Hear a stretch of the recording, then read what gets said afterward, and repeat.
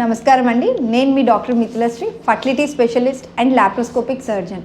ఈరోజు మనం చాలా కామన్గా ఓపీడీలో మేము చూస్తున్నది, ఎవరు వచ్చినా చాలా హెవీ వెయిట్స్తో పీసీఓఎస్ అంటే పాలిసిస్టిక్ ఓవేరియన్ సిండ్రోమ్తో వస్తున్నారు. దానికి ఫస్ట్ కారణం ఒబేసిటీ అండ్ వాళ్ళ యొక్క ఎక్సర్సైజ్ డైలీ యాక్టివిటీస్ లేకపోవడం. సో మేము ప్రిస్క్రిప్షన్లో చాలా వరకు మీరు గమనిస్తూ ఉంటే అందరూ కూడా లైఫ్ స్టైల్ మోడిఫికేషన్స్ అనేది రాస్తూ ఉంటారు. సో లైఫ్ స్టైల్ మోడిఫికేషన్ అంటే ఏంటి అంటే దాంట్లో రెండు వస్తాయి, బోత్ డైట్ అండ్ ఎక్సర్సైజ్. అంటే డైట్ కంట్రోల్డ్ డైట్ తీసుకోవాలి, carbohydrates, more oil, fatty food తినకుండా కంట్రోల్డ్గా both carbohydrates, proteins and fats అన్నీ కూడా బ్యాలెన్స్డ్గా తీసుకుంటూ, అలానే ఎక్సర్సైజ్ యాక్టివిటీ అంటే ఏదో ఒక physical activity per day at least 5 days 1 hour ఏ డే అనేది మినిమమ్ ఆఫ్ ఫిజికల్ యాక్టివిటీ ప్రతి ఒక్కరికి కూడా, ఏ ఏజ్ వారికి కూడా అది minimum activity.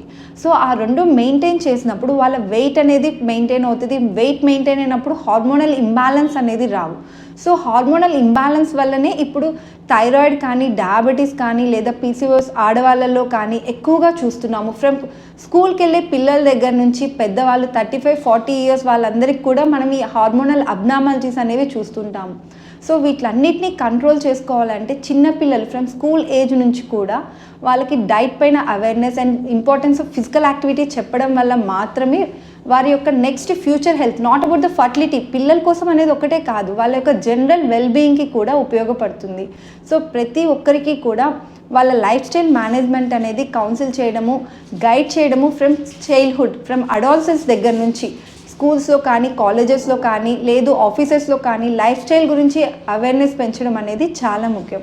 So from today everyone has to aware of their life style and వాళ్ళని ఎలా కంట్రోల్ చేసుకోవాలి, ఎలా హెల్తీగా మెయింటైన్ చేయాలి అనేది కూడా మనం చూసుకుందాం. Thank you.